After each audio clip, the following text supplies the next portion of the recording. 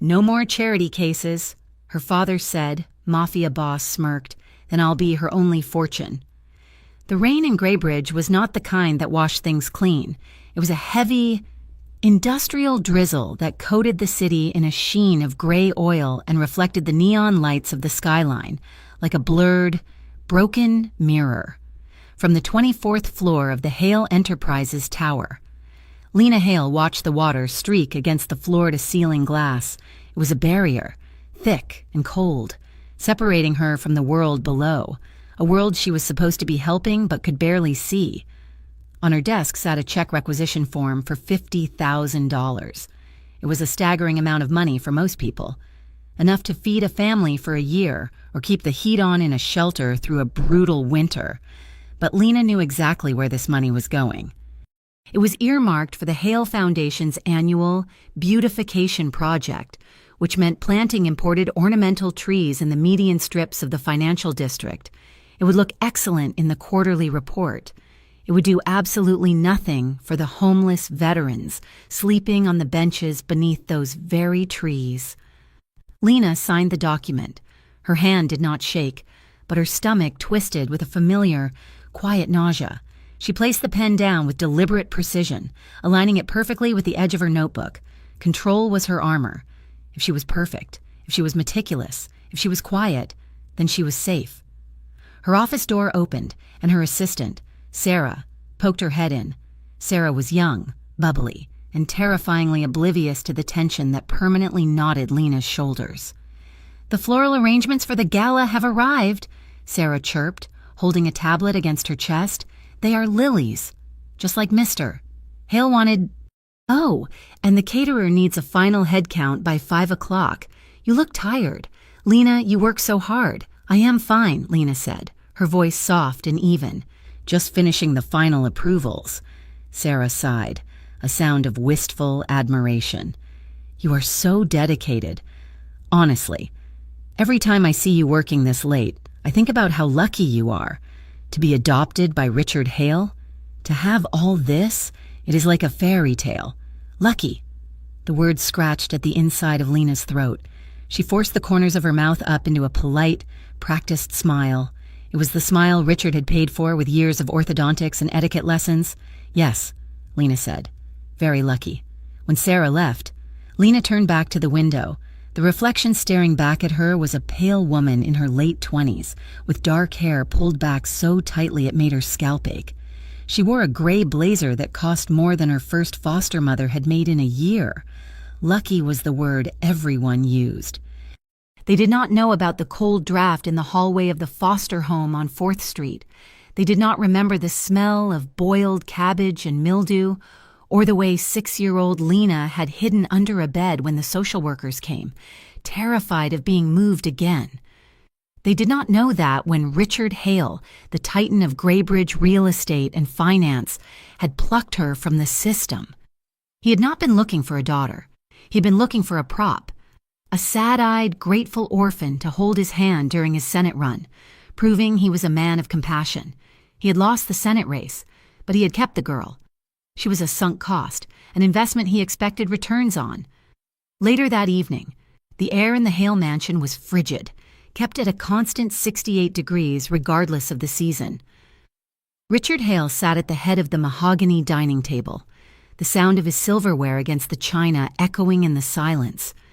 He was a man carved from granite and ice, with silver hair and eyes that assessed everything, including his daughter, for weakness. "The gala tomorrow," Richard said without looking up from his steak. "I saw the guest list. You approved a table for the Moretti Foundation." Lena paused, her fork hovering halfway to her mouth. She carefully lowered it. "Yes, they bought a platinum table. The donation cleared yesterday. It is $50,000 for the shelter initiative." Richard made a sound of disgust in the back of his throat. "It is blood money. Lena, Nico Moretti is a thug in a $3,000 suit. Having him there cheapens the brand. He runs a legitimate foundation," Lena countered, keeping her voice level. "And frankly, their money spends the same as the bank's. The shelter on the east side needs a new roof. Father, if we rely only on the clean money from your golf buddies, That roof will not be fixed until next winter." Richard stopped eating. He wiped his mouth with a linen napkin and looked at her. The temperature in the room seemed to drop 10 degrees. "You are becoming sentimental," he said. "It is an ugly look on you. You forget that the purpose of this foundation is to maintain the reputation of this family. We help people, yes, but we do it to maintain our standing. If we associate with criminals, we lose that standing. Then we can help no one." "It is not about reputation to the people freezing in the street," Lena said. The words slipped out before she could check them. A rare crack in her armor. Richard's eyes narrowed. "Do not lecture me on poverty. Lena, you have lived in a palace for 20 years. You have had the best schools, the best clothes, the best life money can buy. And why? Because I rescued you." Lena went still. There it was, the trump card. "I took you out of the gutter," Richard continued, his voice dangerously low.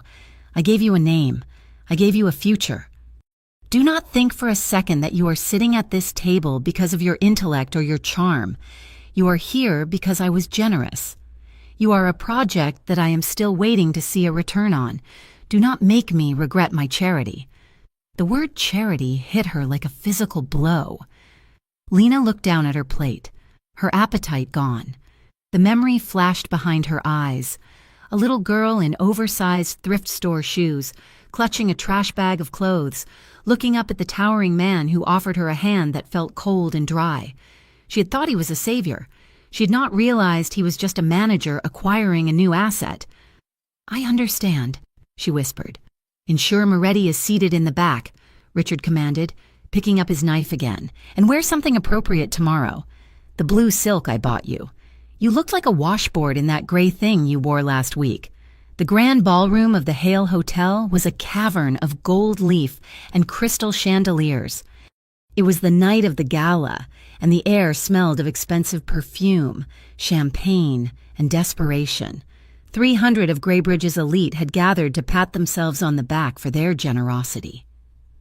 Lena moved through the crowd with a clipboard clutched to her chest like a shield. She was exhausted. She'd been up since 4 a.m. coordinating the florists, the caterers, and the security teams. Her feet ached in her heels, but she moved with the smooth, gliding walk Richard had paid a deportment coach to teach her. She was not wearing the blue silk. It was a small rebellion, perhaps a foolish one, but she could not stomach the thought of wearing the dress Richard had chosen. It was cut too low, designed to show her off like a prize mare. Instead, she wore a dress she had bought herself with money saved from her stipend. It was a deep, emerald green velvet, high-necked and long-sleeved, fitted modestly to her frame. It was elegant, understated, and completely hers. She felt Richard's eyes on her from across the room. He stood near the stage, holding a whiskey, his gaze raking over her with distinct disapproval. She looked away, her heart hammering a nervous rhythm against her ribs. "Did you hear?" a woman whispered near the chocolate fountain. 2 waitresses were folding napkins. Unaware, Lena was standing behind the pillar. "Hear what? Nico Moretti is here. I saw him come in through the VIP entrance. My God, he's even taller in person. He scares me," the second waitress said, shivering. "My cousin says he runs the docks, says if you cross him, you do not just disappear, you get erased. My brother works construction on one of his sites." The first one argued. "He says Moretti pays double overtime and actually listens when the foreman talks about safety. He says Moretti is the only rich man in this city who remembers what it is like to be hungry." Lena moved away from the pillar, the gossip swirling in her head. Nico Moretti. The name had been a ghost in Graybridge for as long as she could remember. The Moretti crime family was a scar on the city's history. But Nico, the new head, was an enigma. Some called him a monster, others called him a necessary evil. She needed to check the bar stock. As she turned a sharp corner around a massive display of white lilies, a large man in a tuxedo stumbled backward, laughing loudly at a joke she didn't hear. He slammed into her shoulder with the force of a linebacker. Lena gasped as she was knocked off balance. Her clipboard went flying. She flailed, her heels skidding on the polished marble floor, and she braced herself for the humiliating impact of hitting the ground. It never came. A hand, large and warm and shockingly strong, clamped around her waist. It halted her fall instantly. Another hand steadied her hip, pulling her upright with an ease that suggested she weighed nothing at all. "Careful," a voice said. It was a deep baritone, smooth as aged bourbon and just as intoxicating. It vibrated through her chest. Lena blinked. Finding her footing, she looked up and up and up. The man holding her was devastating. That was the only word for him. He had hair the color of espresso, swept back from a face defined by sharp, aggressive angles, a strong jaw, high cheekbones, and a nose that had perhaps been broken once, long ago. But it was his eyes that stole the breath from her lungs. They were dark, intelligent, and framed by thick lashes, watching her with an intensity that made her skin prickle. She realized with a start that his hand was still on her waist. The heat of his palm burned through the velvet of her dress. I am so sorry," Lena stammered, pulling back slightly. Her heart was racing, not just from the near fall, but from the sheer proximity of him. The man did not let go immediately. He made sure she was steady before his hands fell away. Slowly, as if reluctant to break the contact. "The clumsiness was not yours," he said. His gaze flicked to the man who had bumped her, who was now drunkenly apologizing. The stranger in the tuxedo dismissed the drunk with a single, cold look that sent the man scrambling away into the crowd. Then, the stranger looked back at Lena, and the coldness vanished, replaced by a look of amusement. "But I believe you are wearing half of my Merlot." Lena looked down in horror. A dark, jagged stain was spreading across the front of the stranger's crisp white dress shirt. In the collision, his glass must have spilled. "Oh no," Lena breathed, her hands fluttering uselessly. "I'm so sorry. I can get some club soda. I can... Please, let me pay for the cleaning." The man chuckled. A low, rumbling sound. He reached out, his fingers brushing the inside of her wrist as he gently lowered her hands. The touch was electric, sending a jolt straight up her arm. "It is just a shirt." "Signorina," he said, "I have plenty of them. Are you hurt?" "No," Lena said, her voice breathless. She felt a flush rising on her cheeks, and she knew it had nothing to do with the embarrassment. It was the way he was looking at her, not like a prop, not like a charity case, but like a woman. He was looking at her as if she were the only interesting thing in a room full of diamonds. "I am Lena," she said, the words slipping out automatically. "Lena Hale." The man's smile shifted. It became smaller, sharper, perhaps a little dangerous. "I know who you are," he said softly. "I am Nico. Nico Moretti." The air between them seemed to thicken. This was him? The monster? The savior? The man the waitresses were whispering about? He did not look like a thug. He looked like a king in exile, wearing a tuxedo that fit him like a second skin. "You are the donor," Lena managed to say. "And you are the organizer," Nico replied. He took a step closer, invading her personal space in a way that should have been threatening but felt strangely like shelter. "You look uncomfortable, Lena Hale. You look like you would rather be anywhere else but here." Lena opened her mouth to defend herself, to recite the polite, rehearsed lines about how much she loved the foundation, but the lie died on her tongue. His dark eyes seemed to see right through the velvet dress and the carefully pinned hair to the lonely, tired girl underneath. "I do not like crowds," she admitted quietly. Nico tilted his head. "Then why do you run them?" "Because it is what I am supposed to do," she said. Nico hummed, a thoughtful sound. "Doing what you are supposed to do is a good way to wake up one day and realize you have lived someone else's life." Before Lena could respond, a shadow fell over them. "Lena." The voice was sharp, cutting through the moment like a serrated knife. Lena stiffened.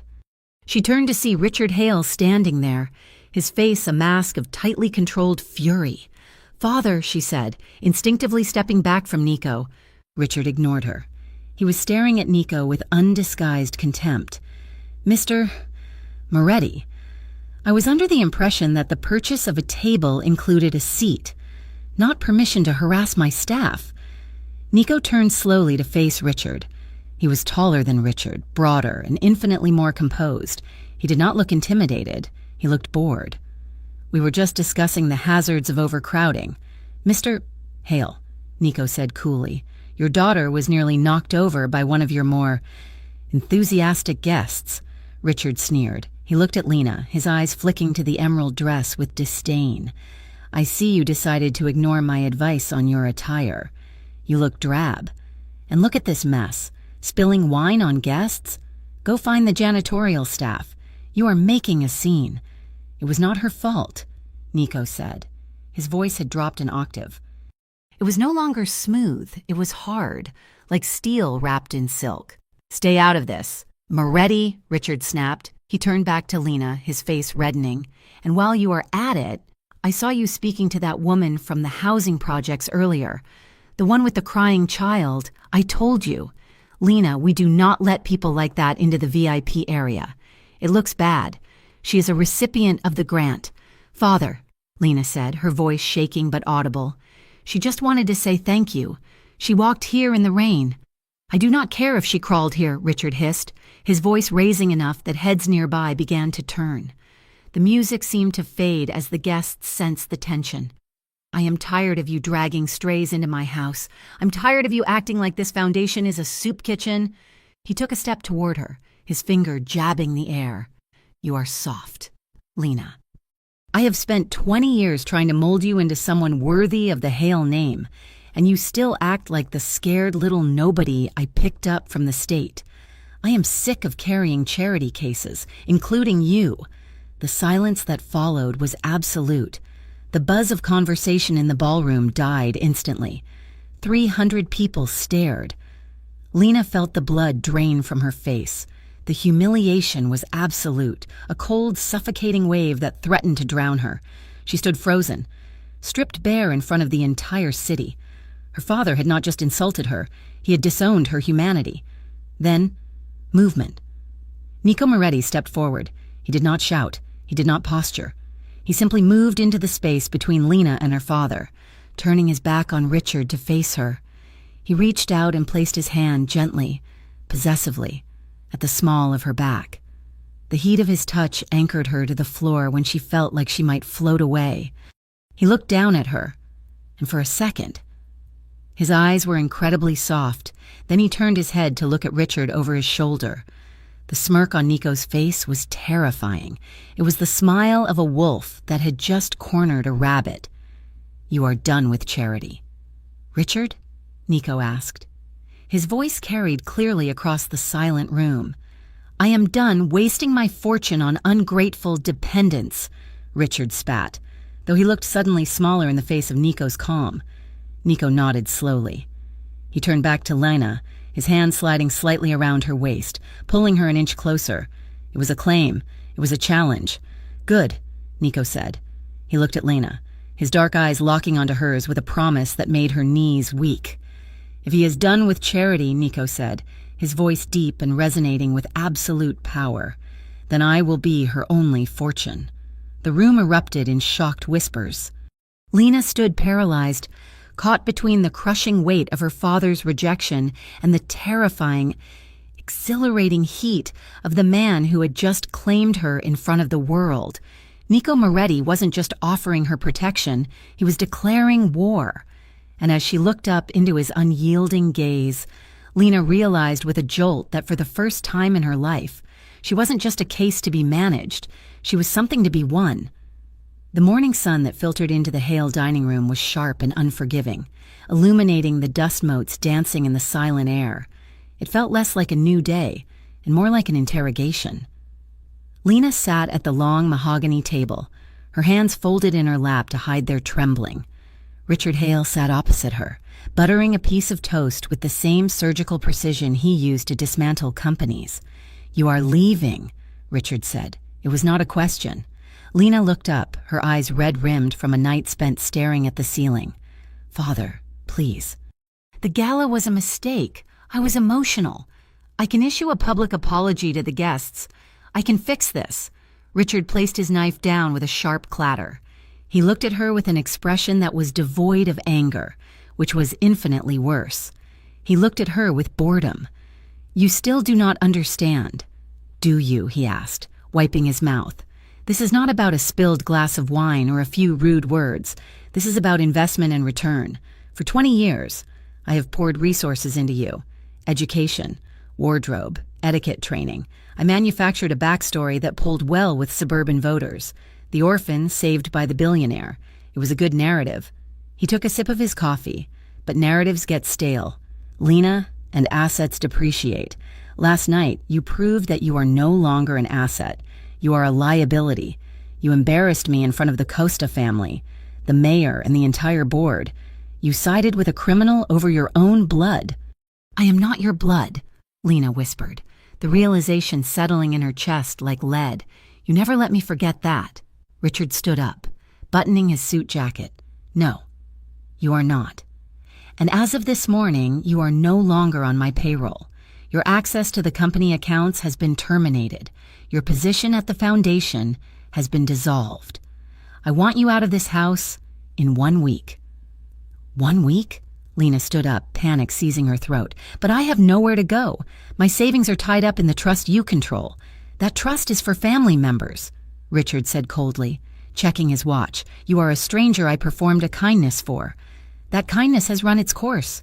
Do not look at me with those wet eyes. Lena, it is pathetic. I can replace you with a better PR story by the end of the quarter. There are thousands of blonde, blue-eyed orphans who would kill for a chance to be a Hale. You were just the one who happened to be available at the time." He walked out of the room without looking back. The heavy oak doors clicked shut, sealing the silence. Lena stood alone in the cavernous room, the cruelty of his words echoing in her ears. She was not a daughter. She was an employee who had just been laid off. By noon, Lena was in her bedroom, surrounded by open suitcases. She was packing only what she had bought with her own stipend money: jeans, sweaters, the few books Richard had not approved of. It amounted to terrifyingly little. Her phone buzzed on the nightstand. She stared at it, fearing it was Richard calling to accelerate the timeline, but the number was unknown. She wiped her face with the back of her hand and answered, "Hello, Miss Hale," a woman's voice said, crisp and professional. "This is Elena, executive assistant to Mr. Nico Moretti. Mr. Moretti would like to invite you to lunch today to discuss potential opportunities." Lena gripped the phone tighter. "I am not interested in being a charity case for Mr. Moretti," she said, her voice shaking. "Please tell him thank you." "But no, Mr. Moretti anticipated you might say that," the woman replied smoothly. "He asked me to convey that this is a business meeting regarding your employment. He's aware of your sudden change in circumstances. He's offering a job, not a handout. He suggests you meet him at Il Forno at 1 o'clock. Lena ended the call and sat on the edge of the bed. Her pride screamed at her to refuse. Accepting help from the man who had publicly shamed her father felt like a betrayal, even if Richard deserved it. But then she looked around the room that was no longer hers. She had $74 in her wallet. She had no job, no references that Richard wouldn't poison, and nowhere to sleep in 7 days. Survival, she realized, was a luxury she had to buy with her pride. Il Forno was an upscale Italian restaurant in the heart of the financial district, a place where deals were made over bottles of Barolo that cost more than a compact car. When Lena arrived, the maitre d' did not ask for her name. He simply bowed his head and led her through the crowded dining room to a secluded alcove in the back, shielded by heavy velvet curtains. Nico Moretti was already there. He stood as she approached, a gesture of old-world manners that Richard had always neglected. In the daylight, without the tuxedo. Nico was even more imposing. He wore a charcoal suit, the top button of his shirt undone, revealing a glimpse of tanned skin. "Lena," he said, his voice a low rumble that seemed to vibrate through the floorboards. "Thank you for coming." Lena did not sit immediately. She stood gripping the back of the chair, her knuckles white. "Why am I here? Mr. Moretti? If this is a pity lunch because you saw my father eviscerate me, I am not hungry." Nico's eyes, dark and unreadable, tracked her face. He saw the puffiness around her eyes, the tension in her jaw. He did not look away. "Sit," he said gently. "Please." Lena sank into the chair, keeping her posture rigid. A waiter appeared instantly, pouring water and vanishing before she could even register his presence. "I heard about this morning," Nico said quietly. "News travels fast in this city, especially when Richard Hale starts canceling credit cards and freezing assets. He threw me out," Lena said. The admission tasted like ash, but she refused to lie. She lifted her chin, meeting his gaze. "He gave me a week. I have nothing, no money, no home, no job. He told me I was a bad investment." She waited for him to offer her money. She waited for him to slide an envelope across the table. The way men in her father's circle handled problems. Instead, Nico leaned back, studying her with a strange kind of respect. "He is a fool," he said simply. "He built a fortune on real estate, yet he does not recognize the value of the only real thing in his house." He took a sip of his wine. "I want you to come work for me." "Lena—" "Doing what?" Lena asked, suspicion narrowing her eyes. "Planning galas? Pretending to be nice to people you despise?" "No," Nico said. "I have enough people to pretend. The Moretti Foundation has money. Lena, too much of it. But we lack direction. My team knows numbers, logistics, and supply chains. They do not know people. They do not know how to build a program that actually keeps a teenager off the street or helps a mother find a job. You do." He leaned forward, resting his forearms on the table. "I saw you last night. I saw you defending that woman when your father wanted her thrown out. I need that fire. I need someone who cares about the impact, not the headline." Lena looked at him, searching for the trap. "You are the head of the Moretti crime family," she said bluntly. "Half the city says you are a monster. Why would you care about social programs?" Nico's expression did not change, but the air around him grew heavier. "Because I know what it is like to have nothing," he said, "and because monsters are the only ones who can truly protect the weak. Angels are too busy keeping their wings clean." He paused, his gaze softening. "I am not asking for your gratitude. Lena, I am asking for your brain. I am asking for your work." Lena took a deep breath. She needed this, but she would not be owned again. "I have conditions," she said, her voice gaining strength. "Name them." Nico replied, "I want a formal employment contract." She said, "Standard salary, benefits, outlined responsibilities. I will not be a paid mistress. I will not be a figurehead. And I will absolutely not be a display piece for you to trot out to annoy my father. If I do this, I do it because the work matters." Nico stared at her for a long beat. Then a slow, genuine smile curved his lips. It transformed his face, making him look younger, less dangerous. "Done," he said. "And," Lena added, faltering slightly as his gaze dropped to her lips for a fraction of a second, "I report to the board, not to your bedroom." Nico laughed softly, a dark, rich sound. He leaned in, just enough that she could smell the scent of him. Sandalwood, espresso, and rain. The proximity made the fine hairs on her arms stand up. "You have a very suspicious mind. Lena Hale," he murmured. "I like it. You report to me. Strictly professional. Unless you decide otherwise." He signaled the waiter. "We have a deal?" Lena looked at his extended hand. It was large, scarred, and steady. She took it. His grip was warm, engulfing hers completely. "We have a deal," she said. The offices of the Moretti Foundation were located in a refurbished warehouse in the Navy Yard. Lena expected a front for illegal operations, dim lighting, men with bulges under their jackets, hushed conversations. Instead, she walked into a space that was bright, modern, and buzzing with legitimate activity. There were architects looking at blueprints for a community center. There were social workers debating budget allocations. It was professional. It was normal. "Ah, the runaway princess," a voice called out. Lena turned to see a man approaching her. He had the same dark eyes as Nico, but his face was open, his grin easy. He wore a dress shirt with the sleeves rolled up, revealing intricate tattoos on his forearms. "I am Marco," the man said, offering a hand. "Nico's cousin. I handle the operations, basically. I make sure the money gets where you say it needs to go." Lena shook his hand. "Lena Hale." "I know," Marco said, his grin fading slightly. "Listen, Lena, welcome aboard, Nico." "He is intense." But he means what he says about this place. Just remember one thing. He stepped closer, lowering his voice. This is the legitimate side, but the name on the door is still Moretti. There are unspoken dangers that come with that name, enemies who do not care if you are just the charity director. Keep your eyes open.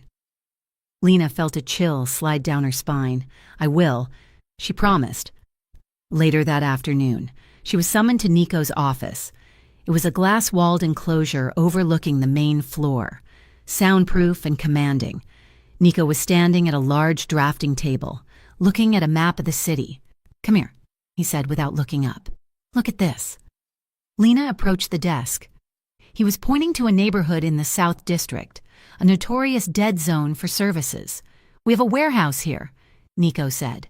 I want to convert it. A youth center on the ground floor, legal aid on the second, but the zoning is a nightmare. Lena leaned over the map, studying the layout. You can bypass the zoning if you file it as a mixed-use educational facility, she said, pointing to a specific block. My father used that loophole for the marina project. If you partner with the local trade school, the city has to fast-track the permits. She felt a warmth radiating against her back and realized with a start that Nico had moved behind her. He was standing incredibly close, looking over her shoulder at where she pointed. His chest was inches from her spine. When he spoke, his breath ghosted against the sensitive skin below her ear. Brilliant, he murmured. Lena froze. Her pulse hammered a frantic rhythm against her throat. She could feel the solid wall of his presence, the sheer masculinity of him wrapping around her without even touching her. It was overwhelming. It was terrifying. And God help her, it was magnetic. She stepped sideways, putting distance between them. Clutching her file folder to her chest, I can draft the proposal, she said, her voice breathless. Nico turned to look at her. His eyes were dark, dilated. He did not apologize for the closeness. He simply nodded. Do it, he said. By the time Lena finished her initial review of the files, the sun had set. The office was mostly empty. She packed her bag, feeling a strange sense of accomplishment she had never felt at Hale Enterprises. There, she'd been moving money around. Here, she felt like she was moving mountains. She walked out of the heavy glass doors onto the street. The air was cool and damp. She turned toward the subway station, but stopped. Across the street, a black sedan was idling. Two men were sitting in the front seat, their faces obscured by the shadows, but their heads turned in unison as she exited the building. They were watching her. Lena's heart slammed against her ribs. She remembered Marco's warning, unspoken dangers. She took a step back toward the door, reaching for the handle, but it opened before she touched it. Nico stepped out. He did not look at her. He looked straight at the sedan. His expression was terrifyingly blank.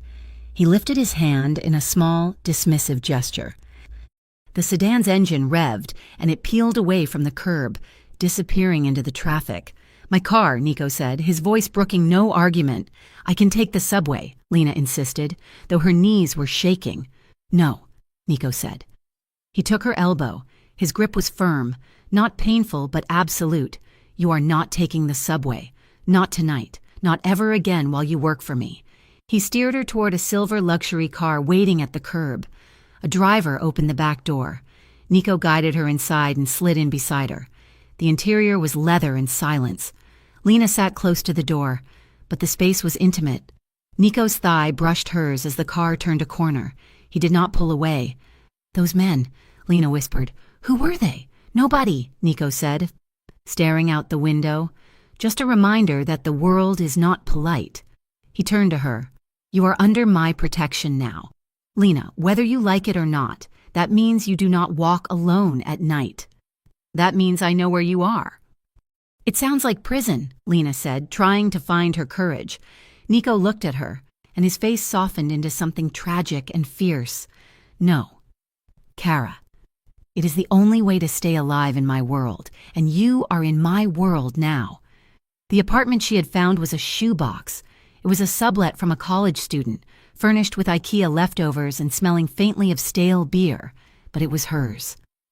Lena sat on the lumpy beige sofa, staring at the cracks in the plaster. It was a far cry from the silk wallpapered suite at the Hale mansion. Her phone rang.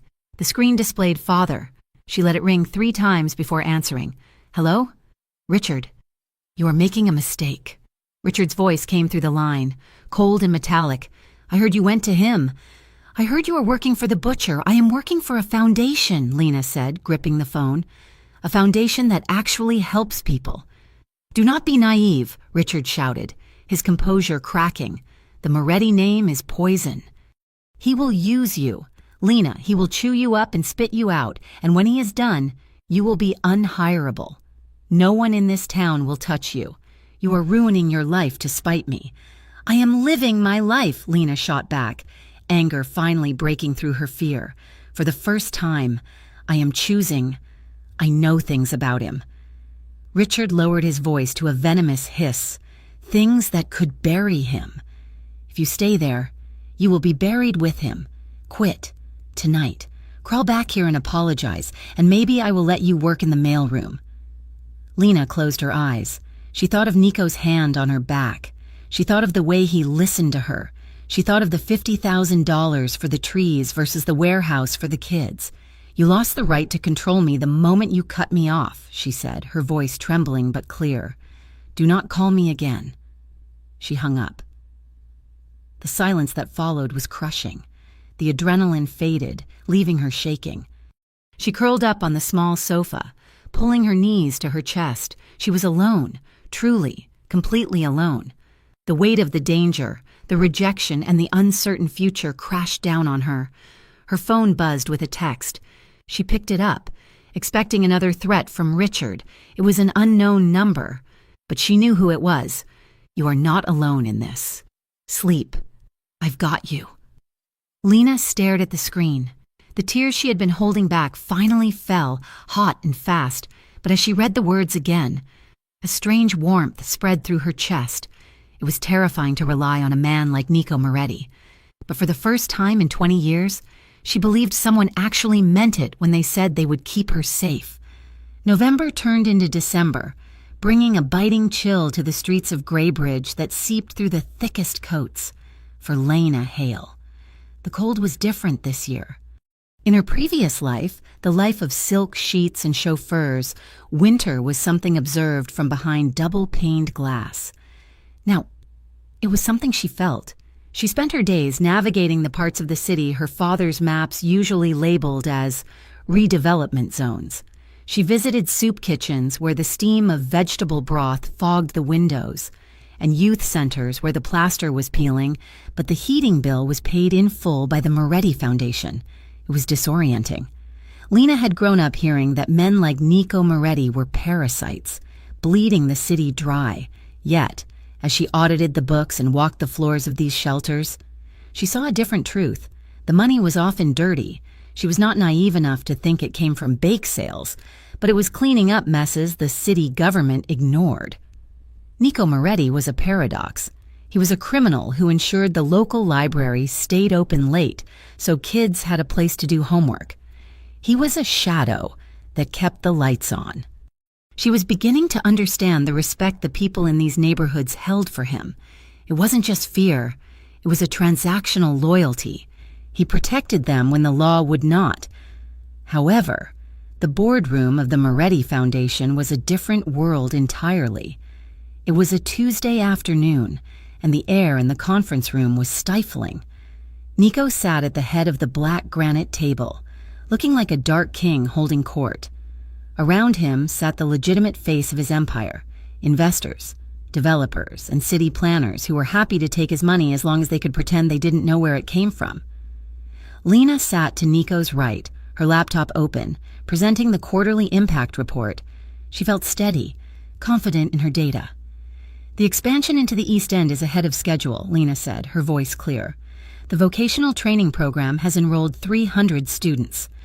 We are seeing a measurable drop in petty crime rates in the surrounding blocks because these teenagers finally have somewhere to go. She finished and looked around the table. Most of the board members nodded, impressed by the numbers. But one man, Arthur Vance, a real estate developer with a penchant for loud ties and louder opinions, leaned back in his chair with a sneer. "The numbers are fine," Vance said, waving a hand dismissively. "But we have an image problem.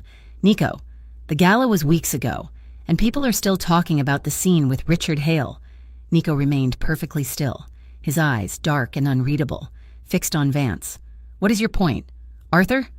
"My point," Vance said, gesturing rudely toward Lena, "is that having Hale's cast-off daughter running the show makes us look weak.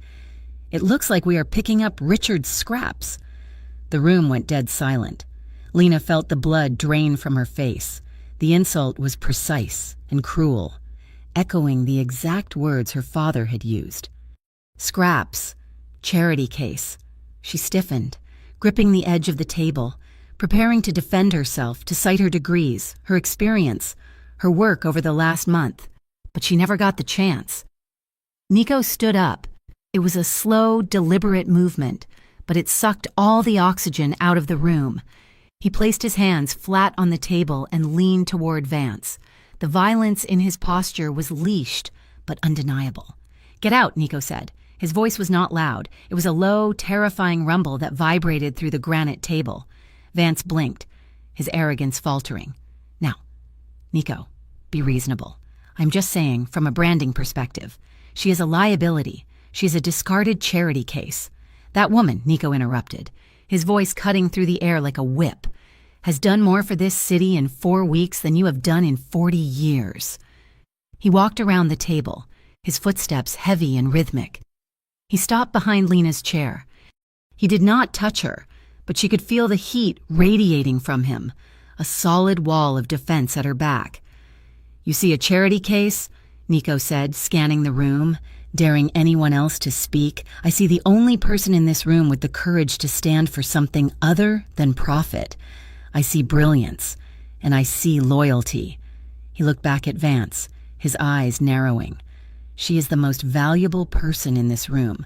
Arthur, you, on the other hand, are easily replaced. Get out. We will buy out your shares by the end of the day." Vance scrambled to gather his papers, his face pale, and fled the room without another word.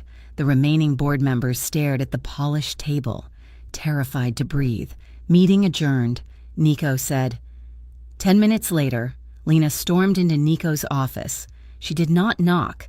She slammed the heavy glass door behind her, the sound echoing through the large, modern space. Nico was standing by the window, pouring a drink. He didn't turn around. "You should have warned me," Lena said, her voice shaking with a mixture of adrenaline and humiliation. "You knew Vance was going to say something. I saw the way you looked at him before the meeting started." Nico turned, glass in hand. He took a sip of amber liquid, watching her over the rim. "I handled it." "I did not need you to handle it," Lena snapped, throwing her folder onto his desk. "I can fight my own battles. Nico, I have spent my entire life having men talk over me or about me. I do not need you to be another one. When you stand up and protect me like that, you are just confirming what he said, that I am weak, that I need you to save me." Nico set the glass down. The calm facade he had worn in the boardroom cracked, revealing a flash of the volatile temper beneath. "He insulted you," Nico said, stepping around the desk. "He questioned your worth." "You expect me to sit there and let him speak to you like that? To let him sound like your father? I expect you to treat me like a partner," Lena argued, stepping toward him, her anger making her reckless. "I am not a damsel. Nico, I am not some fragile thing you picked up off the floor at the gala. I am doing the work. I am earning my place. I know you are." Nico's voice rose, matching hers. He closed the distance between them in 2 long strides. "That is why I fired him, because you are worth 10 of him." He stopped inches from her, his chest heaving slightly.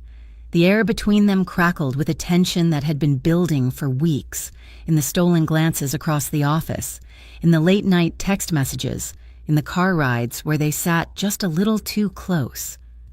"You think I see you as weak?" Nico asked, his voice dropping to a rough whisper. "Lena, I have never met anyone stronger. You walked away from a $1 billion inheritance because you refused to be owned. Do you have any idea what that does to me?"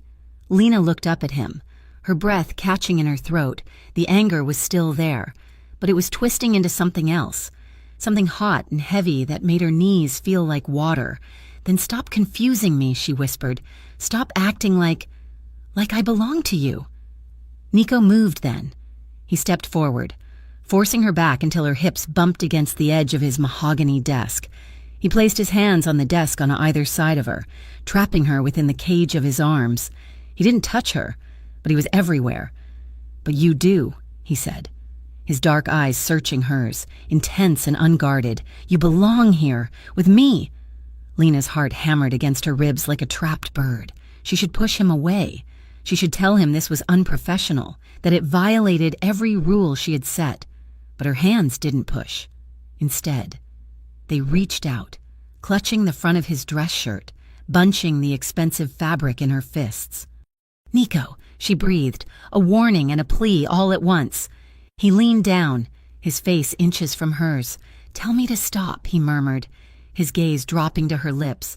"Tell me to back off, and I will walk out that door and never cross this line again." Lena looked at him, the sharp angle of his jaw, the scar through his eyebrow, the raw hunger in his eyes. She thought of her empty apartment. She thought of the coldness of her father's house, and she realized she didn't want to be safe. She wanted this. She didn't speak. She just tightened her grip on his shirt and tilted her head up. Nico let out a low groan, a sound of surrendered control, and crashed his mouth down on hers. It wasn't a tentative first kiss. It was a collision. It was weeks of repressed frustration and unspoken desire igniting all at once. His lips were firm and demanding, moving against hers with a starving intensity. Lena gasped, her mouth opening to him, and he took the invitation instantly, deepening the kiss until the room spun around her. She felt his hand come up to cup her face, his palm rough and warm against her cheek, his thumb tracing her jawline with possessive reverence. His other arm wrapped around her waist, pulling her flush against his hard body, lifting her slightly so she was pressed to him from chest to thigh. Lena melted, the fight drained out of her, replaced by a liquid heat that pooled low in her belly. She abandoned his shirt and slid her hands up, her fingers threading into the thick hair at the nape of his neck, pulling him closer. He tasted of whiskey and danger. For a moment, there was nothing but the sensation of him, the scratch of his stubble against her skin, the heavy thud of his heart against her chest, the way he groaned into her mouth when she nipped at his lower lip. It was overwhelming. It was real. Then, reality rushed back in. Lena broke the kiss, gasping for air, pushing slightly against his chest. They stood there, foreheads resting against each other, breathing heavily in the quiet office. "This is a terrible idea," she whispered, her voice trembling. "Probably," Nico rasped, his eyes still closed, his hand stroking the back of her neck. "But I have not been able to think about anything else since you spilled that wine on me." The spell was broken an hour later, not by regret, but by the news. Lena was back at her desk, trying to focus on a spreadsheet while her lips still tingled, when her phone buzzed with a notification. She glanced at it, and her blood ran cold. She clicked the link and turned up the volume on her computer monitor. A live press conference was taking place on the steps of City Hall. Richard Hale stood at the podium, looking every inch the benevolent patriarch. Beside him stood a man Lena recognized from the society pages, Lorenzo Costa. "Pleased to announce a new partnership," Richard was saying, his voice booming with false sincerity. Hale Enterprises is joining forces with the Costa Security Group to launch the Safe Streets Initiative. Our goal is simple: to drive the scourge of organized crime out of Graybridge once and for all. We are putting the gangs on notice. Corruption ends today. Lena stared at the screen in horror. The Costa Group was a security firm in name only. Everyone knew they were the front for the Costa crime family, the Moretti's bitterest rivals. Her father wasn't fighting crime.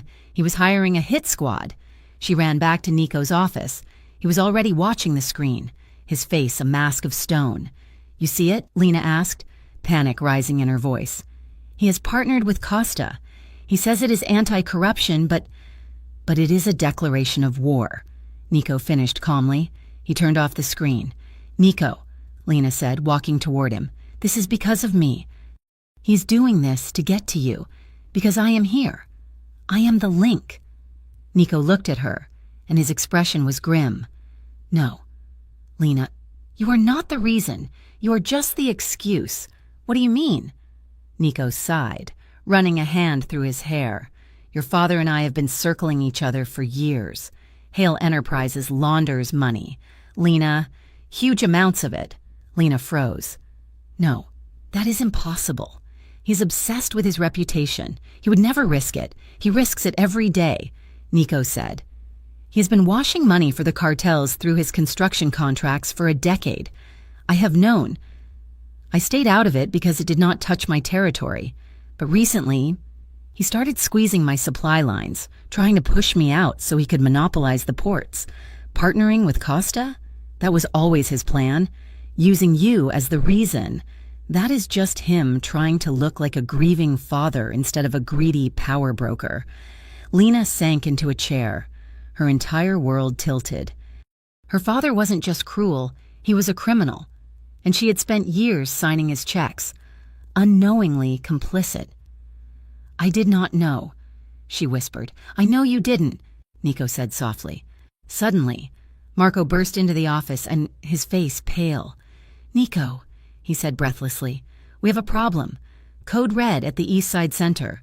Nico's head snapped up. "What happened?" "Drive-by," Marco said. "A dark SUV. They sprayed the front entrance." "Is anyone hurt?" Nico demanded, already moving toward his coat. Marco hesitated. "No fatalities, but a kid took some glass. A little girl. She's on her way to St. Jude S. The hospital waiting room smelled of antiseptic and old coffee." Lena sat on a plastic chair, holding the hand of a sobbing woman. It was Maria, the mother Lena had helped at the gala. Her 7-year-old daughter, Sophia, was in surgery to remove shards of glass from her shoulder. "I am so sorry," Lena whispered over and over, tears streaming down her own face. "I am so sorry." Maria squeezed her hand, too shock-ridden to blame anyone. She was just a good girl. Maria sobbed. She was just coloring. Why would they shoot at a place where children are coloring? Lena had no answer. She knew why. It was a message. A message from the Costa Group, signed by her father. The automatic doors slid open, and the atmosphere in the waiting room shifted. Nico walked in. He looked terrifying. He had discarded his suit jacket. His white shirt was rolled up to his elbows, revealing forearms corded with muscle.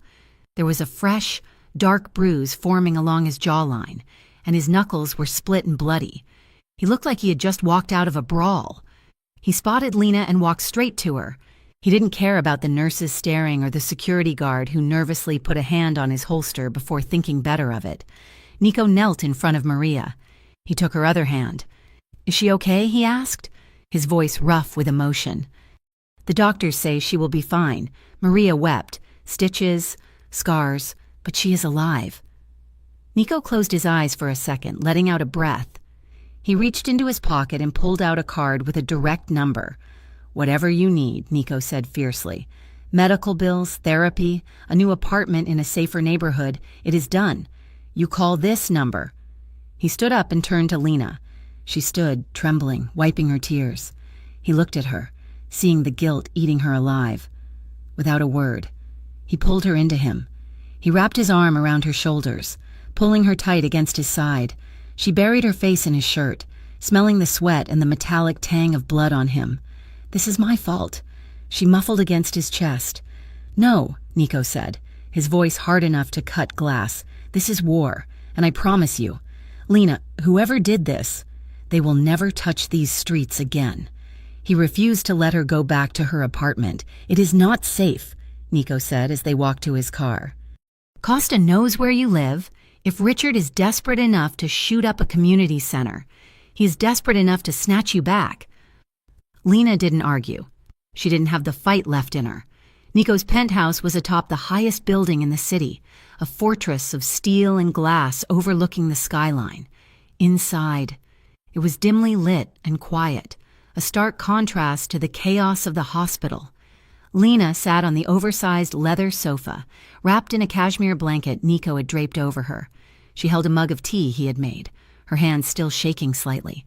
Nico sat beside her. He had washed the blood off his hands, but the bruise on his jaw was darkening to a purple, ugly shade.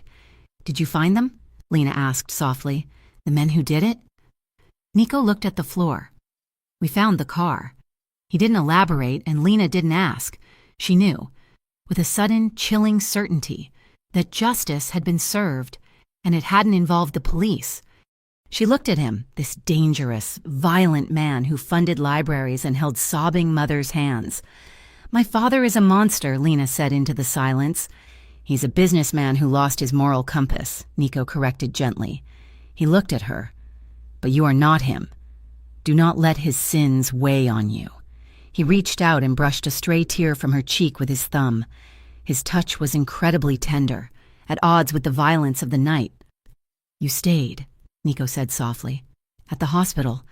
You didn't run." "I couldn't run," Lena whispered. "I am part of this now." Nico's gaze dropped to her lips. The air in the room shifted, heavy with the same magnetic pull from the office, but deeper now, sadder, more desperate. "Come here," he murmured.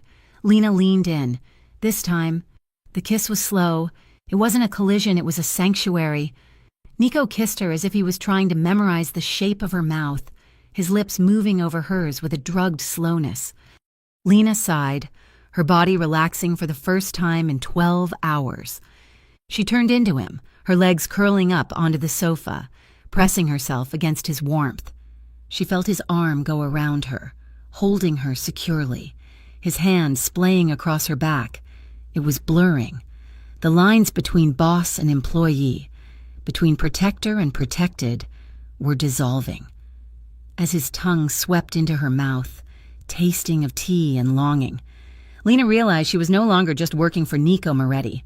She was falling for him, and in a city preparing for war, that was the most dangerous thing she could do. The move to the penthouse was swift, executed with the military precision that defined Nico Moretti's life. One moment, Lena was standing in her cramped sublet, staring at a threat assessment report that Marco had grimly slid across her kitchen table. The next, she was standing in the foyer of a glass and steel fortress 40 stories above the city. The penthouse was breathtaking, a sprawling expanse of modern architecture that offered a 300-degree view of Graybridge, but it was also cold. The furniture was sleek Italian leather. The floors were polished concrete, and the art on the walls was abstract and impersonal. It felt less like a home and more like a high-altitude bunker designed for a man who expected to be attacked. "This is temporary," Nico said, closing the heavy steel door behind them. He punched a code into a security panel that beeped in a series of reassuring, rhythmic tones. "Until we trace the source of the threat, the chatter suggests the Costa Group has put a price on anyone close to me. That includes you." Lena stood in the center of the living room, clutching her small overnight bag. She felt small in the vast space. "Where do I sleep?" Nico gestured toward a long hallway. "The master suite is at the end. It is yours." Lena frowned. "And where will you sleep?" "There is a guest room near the study," Nico said, his voice flat. "Professional. I will take that." "But this is your home," Lena argued. "I can take the guest room. The master suite has panic buttons in the bathroom and the bedside table."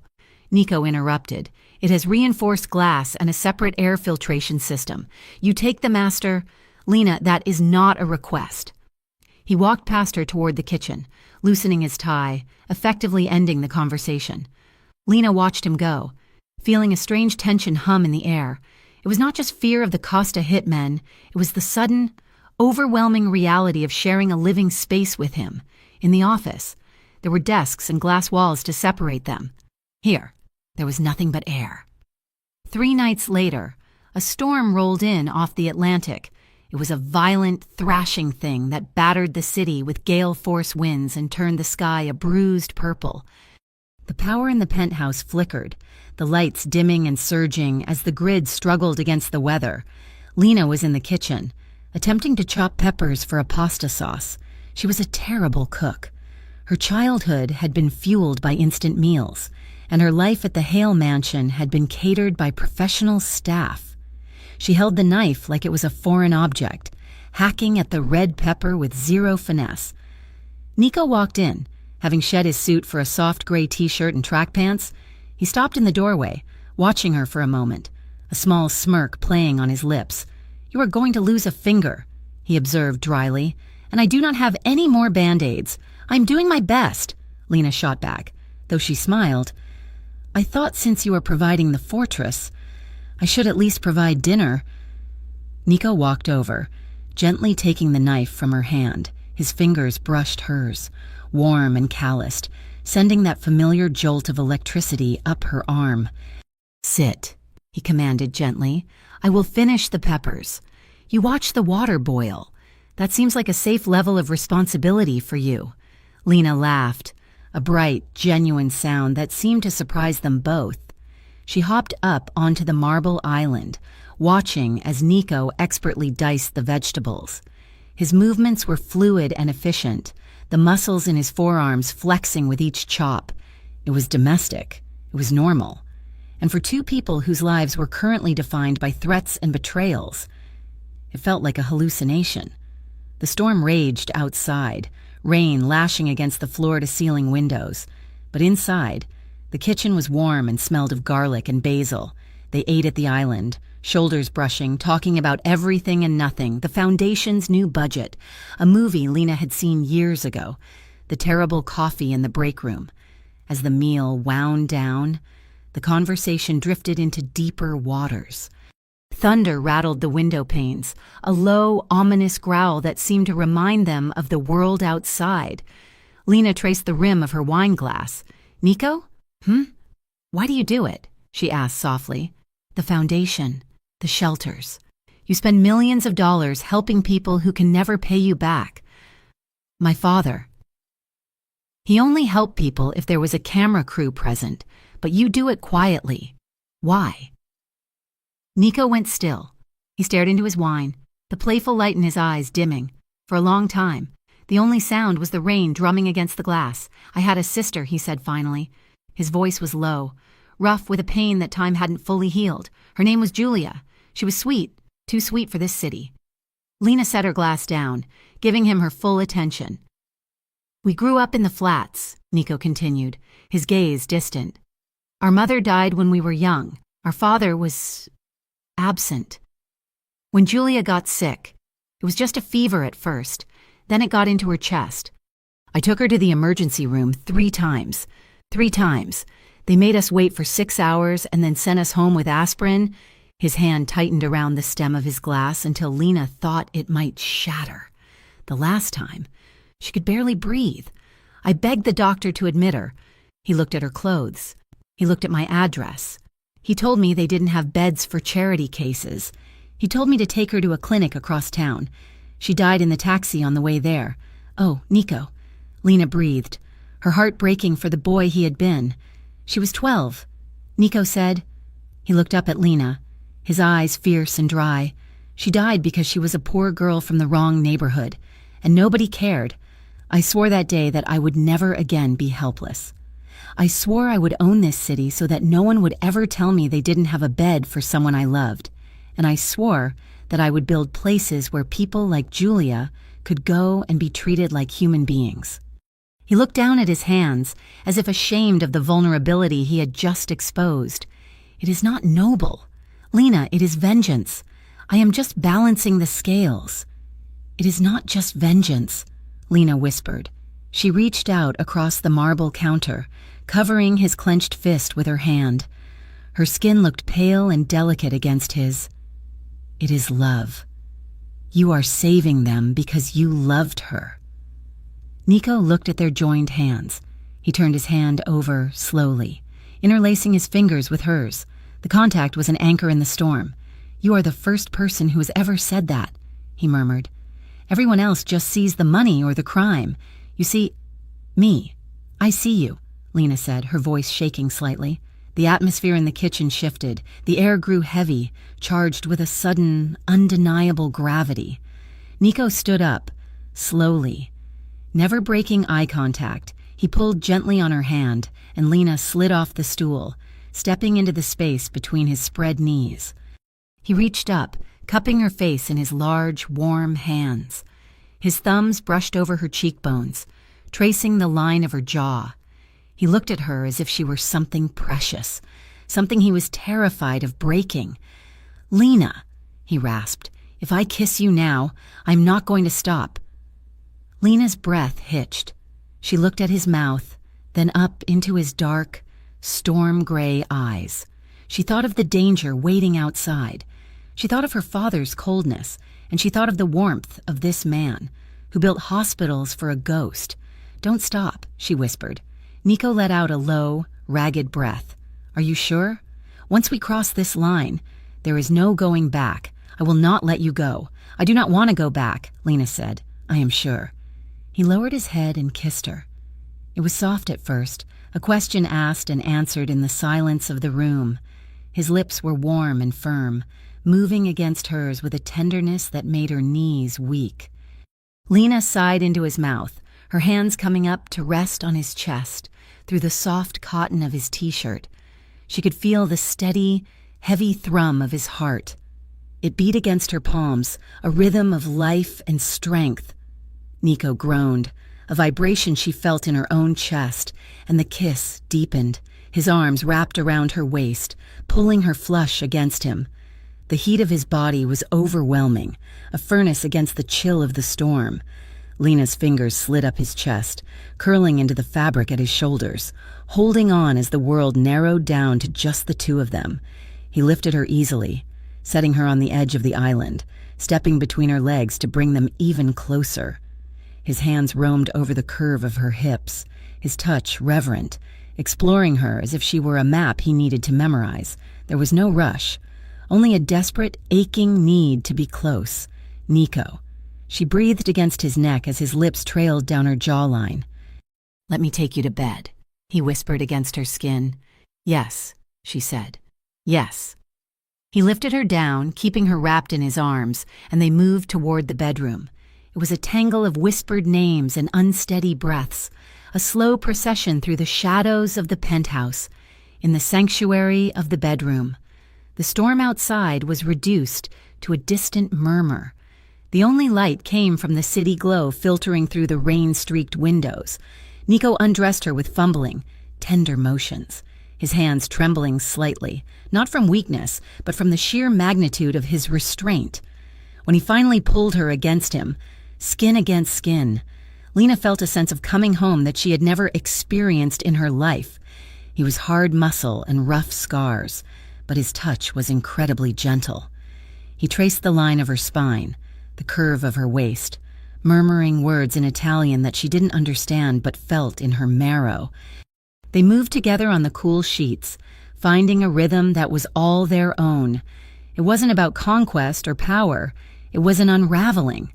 With every kiss, every touch, every soft laugh that turned into a shaky sigh, the walls they had both built around their hearts crumbled a little more. When they finally gave in to the desire that had been simmering between them for weeks, it was an act of absolute trust.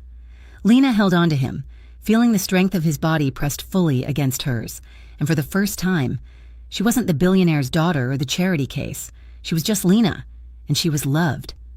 Morning light filtered through the heavy curtains, gray and diffused. Lena woke slowly, a heaviness in her limbs that felt delicious.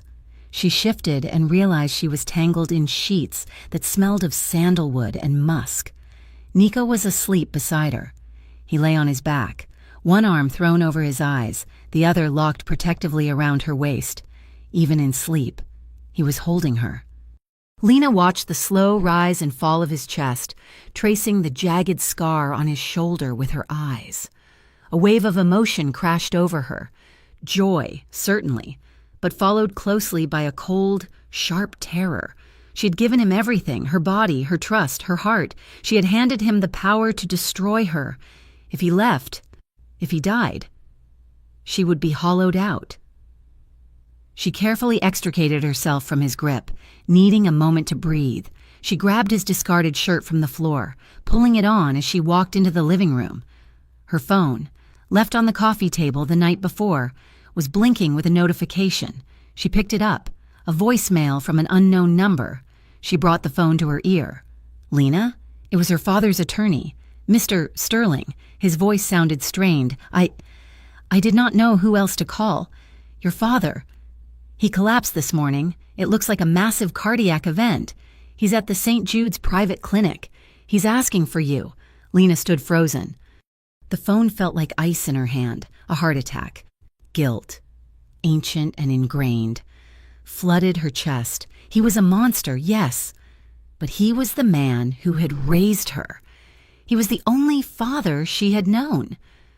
She ran back to the bedroom. Nico was stirring.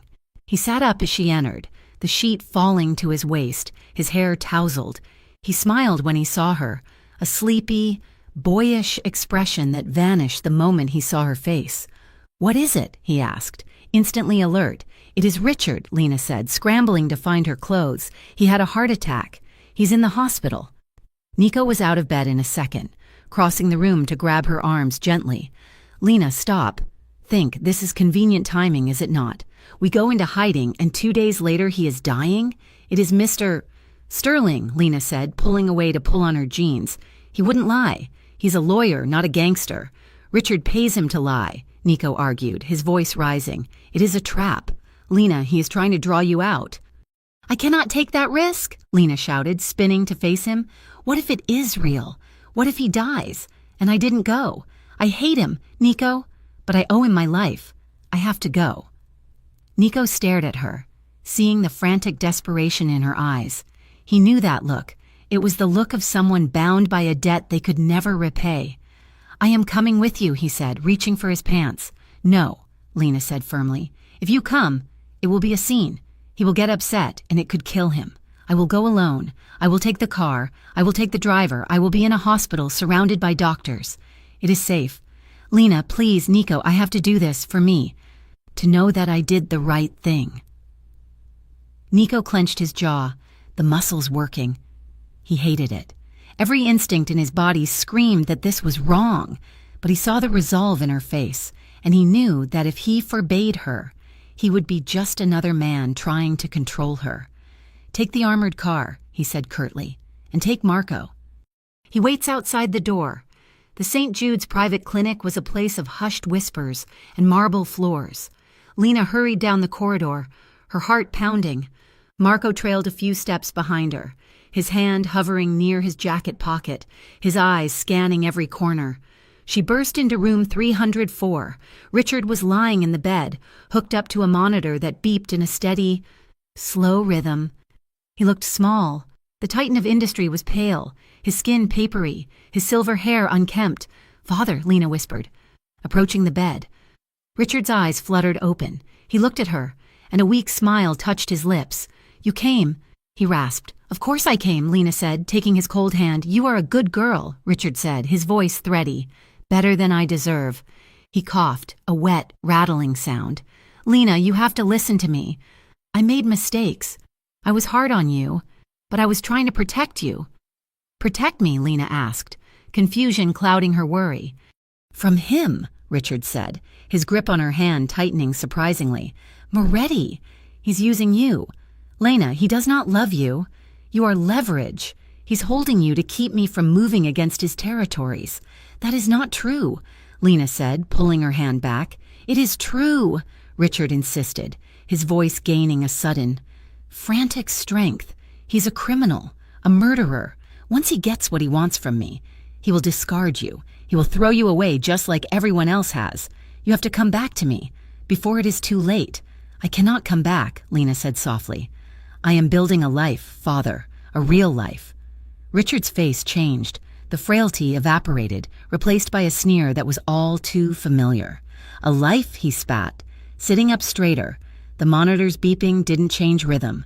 It was steady, too steady. "You are playing house with a thug. You are embarrassing me."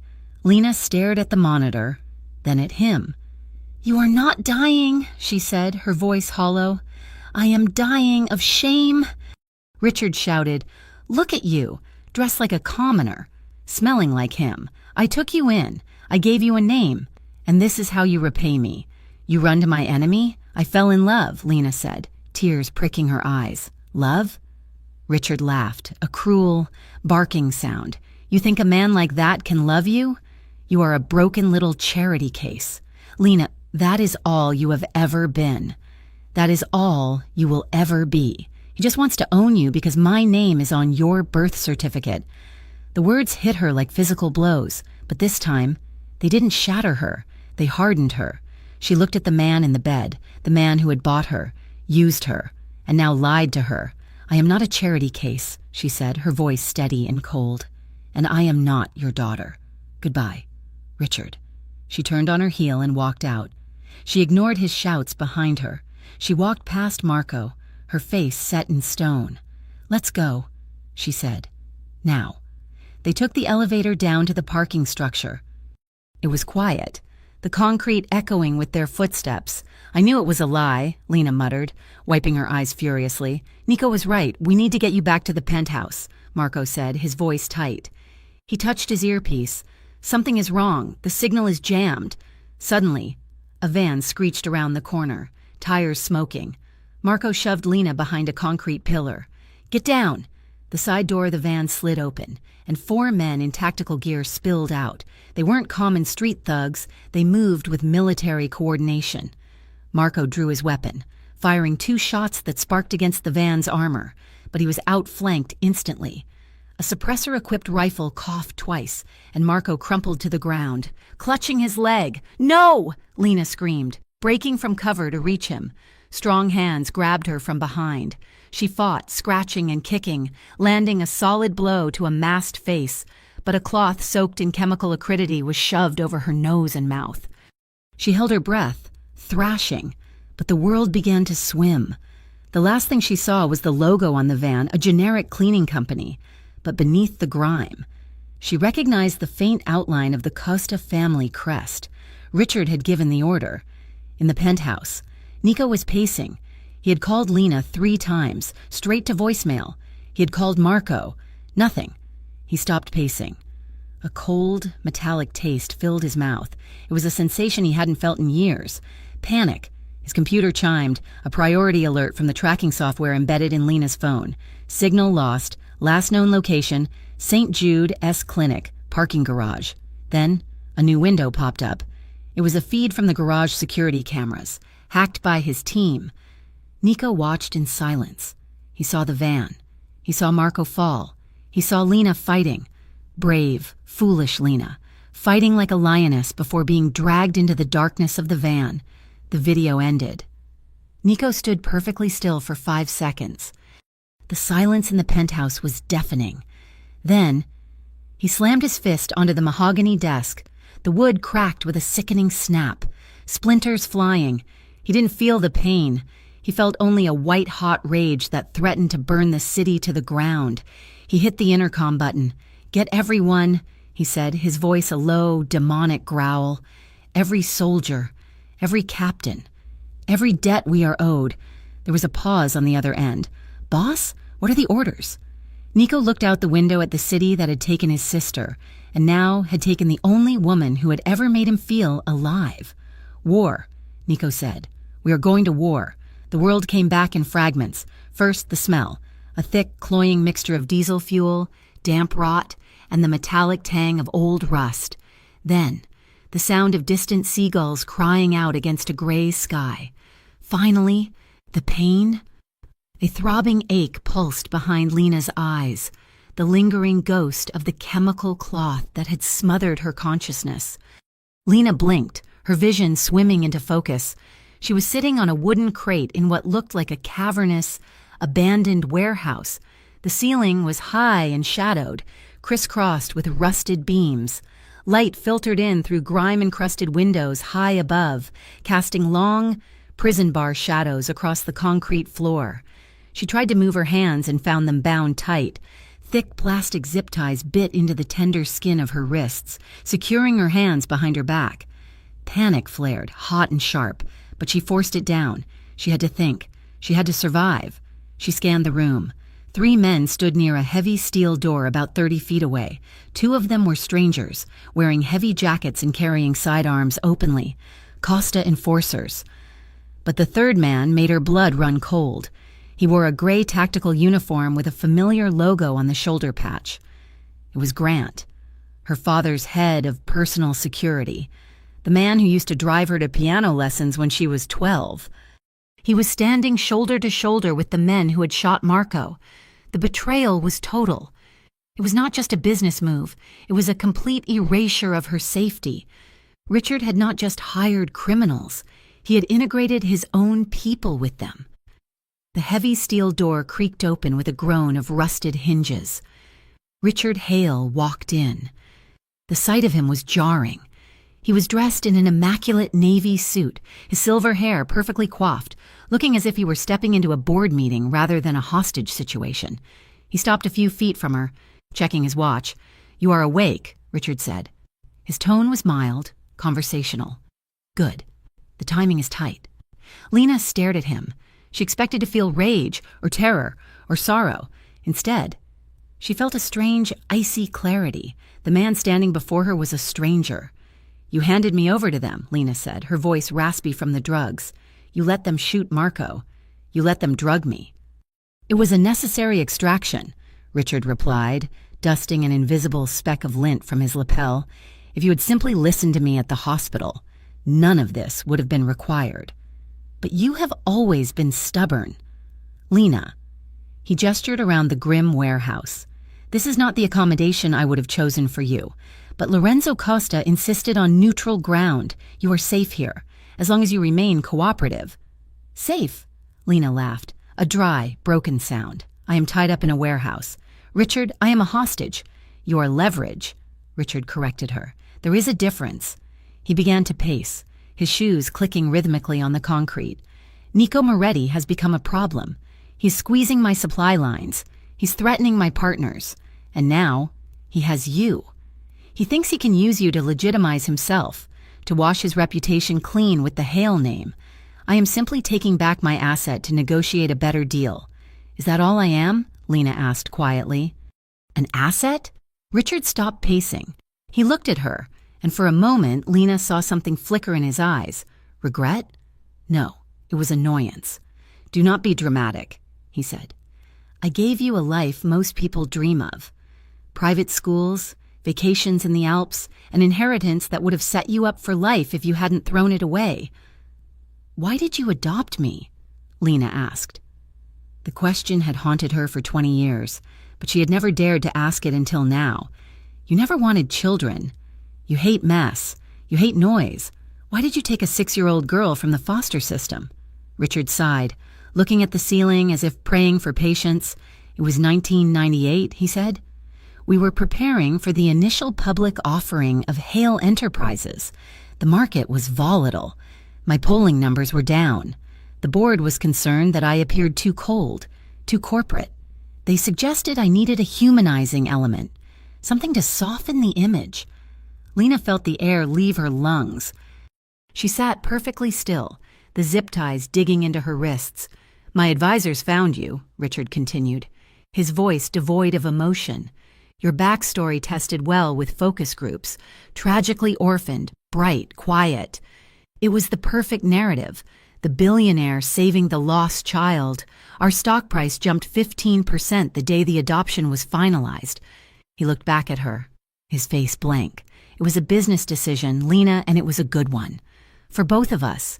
You got a fortune and I got my IPO. It was a mutually beneficial transaction, a transaction, the final piece of Lena's heart. The small part that had still hoped for some misunderstanding. Shattered. He had never loved her. Not even a little. She was a prop. She was a graph on a quarterly report. She was an investment that had finally matured. And now, he was cashing her out. The pain was so sharp it was almost physical. But then, it vanished. In its place, a cold, hard resolve settled in her chest. "I see," Lena said. Her voice did not shake. She lifted her chin, looking him dead in the eye. "Thank you for finally telling the truth. It makes this much easier."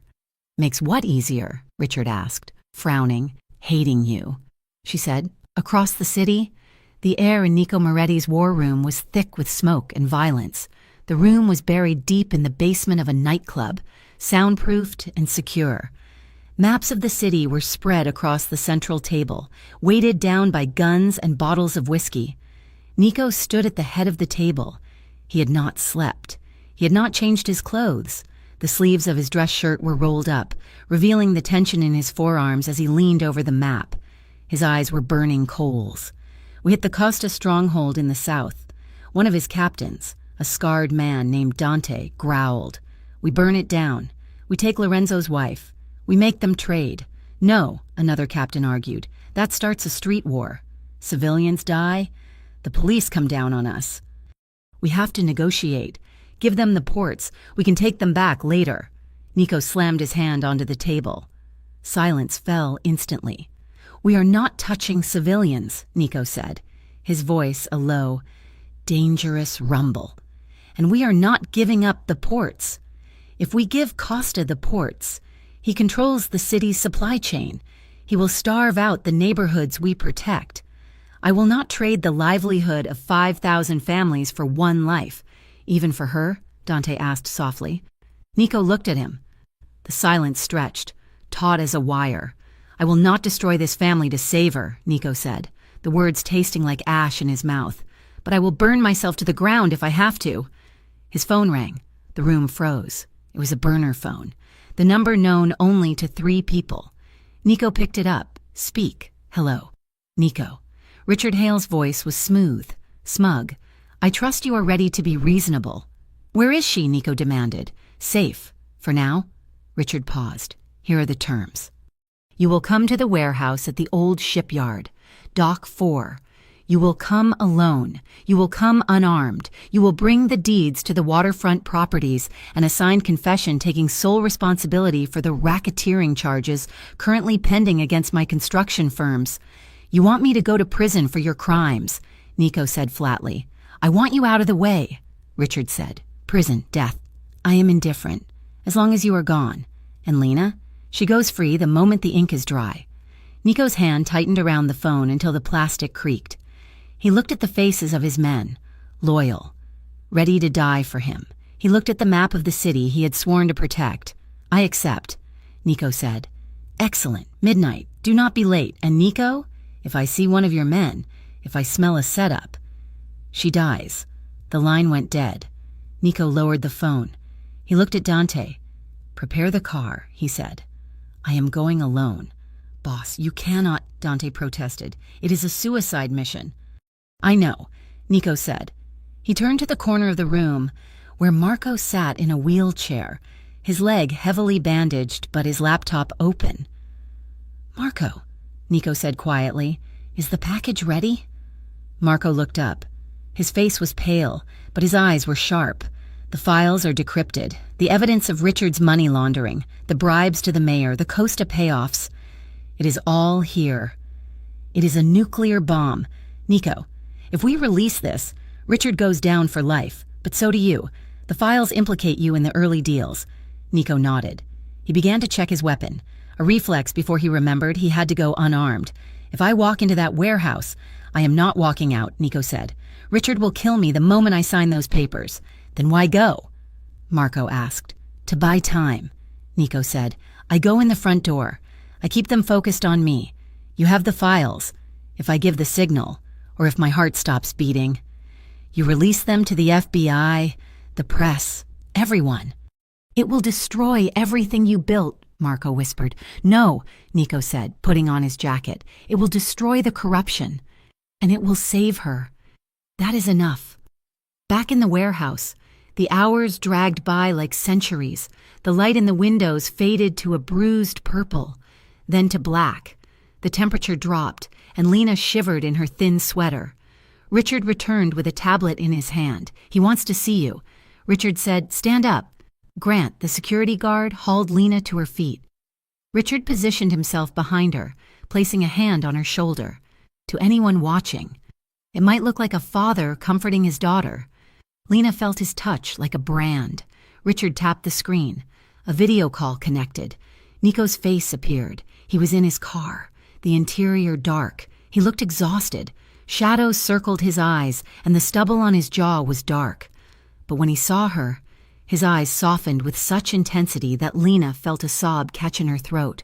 Lena, he said. His voice was tinny through the speakers, but it was him. Are you hurt? I am fine, she said, trying to keep her voice steady. Nico, do not come. It is a trap. He's not going to let us go. Richard squeezed her shoulder. Hard. That is enough. He looked into the camera. You see, she is alive. She is well. Bring the papers. Nico, I am 10 minutes away, Nico said. His gaze was locked on Lena. I am coming. Lena, hold on. He is going to kill you, Lena screamed, lunging toward the screen. Richard ended the call abruptly. He shoved the tablet into his pocket and turned to the Costa enforcers. Is everything ready? The lead thug, a man with yellow teeth and dead eyes, nodded. As soon as he signs, we put a bullet in him. And the girl? Richard looked at Lena. He adjusted his cufflinks. Dispose of her, he said. She knows too much, and frankly, she has become a liability. He turned and walked away toward the office area of the warehouse to wait. Lena stood frozen. She had heard it. The confirmation, she was dead either way. Nico was walking into a slaughter, and she was scheduled for execution. The guard, Grant, pushed her back down onto the crate. Sit down. Don't make trouble. He walked a few paces away to light a cigarette, leaving her with a younger guard, a kid who looked barely 20, nervous and shifting his weight from foot to foot. Lena looked at the kid. She saw the sweat on his upper lip. He was Costa muscle, but he wasn't hardened like the others. My hands, she whispered. The kid looked down at her. What?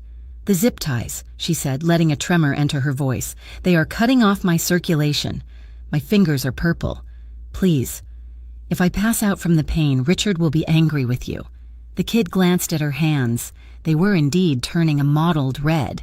He looked over at Grant, who was busy smoking and checking his phone. Please, Lena begged softly. Just loosen them a little. I am not going anywhere. Look at me. The kid hesitated, then pulled a knife from his belt. He knelt behind her. Don't try anything, he muttered. He sawed slightly at the plastic. He didn't cut it off. But the pressure released. The tie was still there, but it was loose. Thank you, Lena breathed. She tested her wrists. She had maybe half an inch of play. It wasn't enough to slip out yet, but it was a start. She began to twist her hands, ignoring the pain of the plastic scraping her skin, working to stretch the binding further. She looked around the warehouse with new eyes. She wasn't a victim anymore. She was a woman who had run a foundation, managed millions of dollars, and survived Richard Hale for 20 years. She began to calculate. The door Richard had exited through. The pile of rusty pipes near her feet, the nervous kid who was clearly terrified of the older men. She would not wait for Nico to save her. She would not wait to be traded like a used car. If they wanted to dispose of her, she was going to make it the hardest thing they ever tried to do. In the silence of the safe house, Nico sat for a moment before leaving the car. He pulled out his phone. He opened the voice recorder app. He stared at the red button for a long second, then pressed it. Lena, he began. His voice was steady, low. If you are hearing this, it means I didn't make it out. It means Richard won the battle. But I promise you, he will not win the war. Marco has instructions to release everything. Your father will never hurt you again. He paused, looking out at the rain-slicked pavement of the warehouse district. I need you to know something. Richard called you a charity case. He called you an asset. He was wrong. You were the only real thing in his life, and he was too blind to see it. And me. I was just a man walking in the dark until you spilled that wine on me. He swallowed hard. I love you, Lena, not because you are a Hale. Not because you are beautiful, but because you saw the man behind the monster. And you didn't run away. You are my equal. You are my partner. You are the only fortune I ever needed. He took a breath. Do not mourn me. Live. Build the foundation. Save the city. And never, ever let anyone tell you that you do not belong. You belong to yourself. He stopped the recording. He saved the file and sent it to a secure server, set to email to her account in 24 hours if he didn't enter a cancel code. Nico put the phone in his pocket. He opened the car door and stepped out into the night. He raised his empty hands, showing them to the hidden snipers he knew were watching from the roof. He walked toward the warehouse doors, his head high, walking to his death to save the woman who had saved him. The air inside the warehouse was heavy, stagnant with the smell of wet concrete and the metallic tang of impending violence. Outside, the night was silent, but it was a deceptive silence. Inside, the central bay was a theater of cruelty illuminated by portable floodlights that cast harsh, jagged shadows against the corrugated steel walls. Lena stood in the center of the room. Her wrists were still bound behind her back, but the plastic zip tie was loose against her skin, a secret she held onto with white-knuckled desperation. She kept her chin raised, refusing to look at the floor. She looked at the men who thought they owned her. To her left stood Lorenzo Costa, a man whose reputation for brutality was etched into the lines of his scarred face. Beside him, looking jarringly out of place in his Italian wool suit, was Richard Hale, her father. He checked his watch with a look of impatient annoyance, as if this were a board meeting that was running 5 minutes over schedule. "He's late," Richard muttered, smoothing his tie. "He will come," Lorenzo said, his voice like gravel grinding in a mixer. "He's a fool for the girl.